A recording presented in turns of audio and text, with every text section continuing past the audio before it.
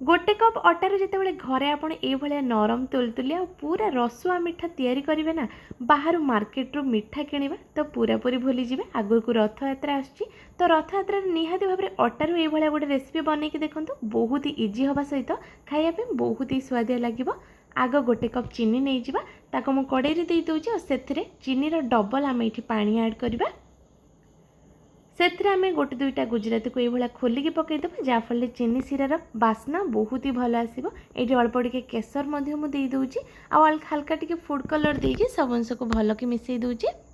एबे चीनी को मेल्ट होगापी छाड़े एकदम चीनी सीरा करने दरकार नहीं हल्का पतला रीराटा किसी समय फुटेला आम गैस फ्लेम को ऑफ करनबा। आउ गोटे बाउल उपर ये गोटे छंका लगे नौची और से मुझे मापिकी दूची गोटे कप अटा सब जिस को मेजरमेंट करके नेबे देखिए मिठा पूरा पूरी परफेक्ट बनिबो।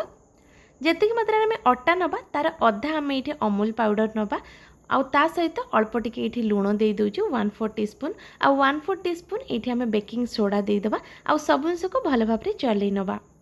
ये चलैबा स्टेपटा निहाती भाव करेंगे जहाँफल सब जिस भल कि मिसीज। चलई सारापर ये देखो पूरा भल कि सब जिन मिसी जापर आम ए घी देदेबा। ये गोटे बड़ चामच मुझे देसी गाई गुआ घी दूची आ घी को ये अटा और अमूल सहित पूरा भल भाव मिसईदेबा। तापर नबा सेम कप्रे गोटे कप हम क्षीर जी मात्रा अटा नहीं मुझे से क्षीर नौची हल्का हल्का ये ऐड करवा जी क्षीर आमको दरकार हम यूज करवा आउ साइड्रे जहाँ क्षीर बंचीज रखी नबा।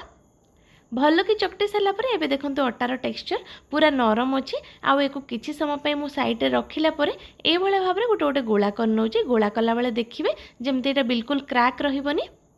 ये आप जेकोसी सेप को दे पारे गैस फ्लेम को पूरा लो रे रखिकी मुझे तेल गरम हाँपाई देती तेल जिते गरम हो आसपर आम गोटे गोटे करके देदेबा।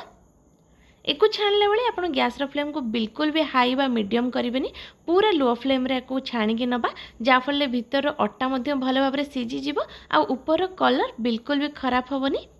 टिके समय पर यहाँ भल भाव छाणी हो कलर चेंज होपर आम एक चीनी सीरा पकईदेवा। गैस को आउ थे ऑन करनबा और चीनी सीरा मिठा को किसी समय फुटिया छाड़ा। पाखापाखि 5 ରୁ 10 मिनट फुटे सारापर एवं मुझे गैस फ्लेम को ऑफ कर नौची आ गरम थिला बेले ही ऊपर कवर करके ये छाड़ दूची।